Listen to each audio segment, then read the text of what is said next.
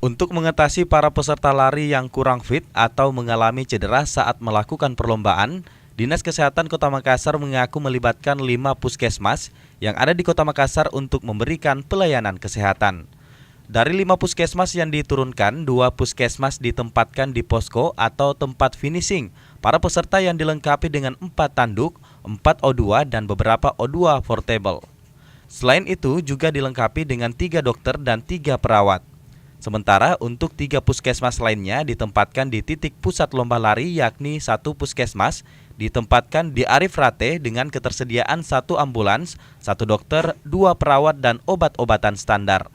1 puskesmas ditempatkan di pusat lomba lari di Trans dan 1 puskesmas lainnya mengikuti rombongan paling belakang. Kepala Seksi Pelayanan Primer dan Tradisional Kesehatan Kota Makassar Dr. Nursyahidah Sirajuddin mengatakan, jika pihaknya menyediakan pengobatan standar bagi peserta yang mengalami sakit ringan seperti kecapean dan sebagainya.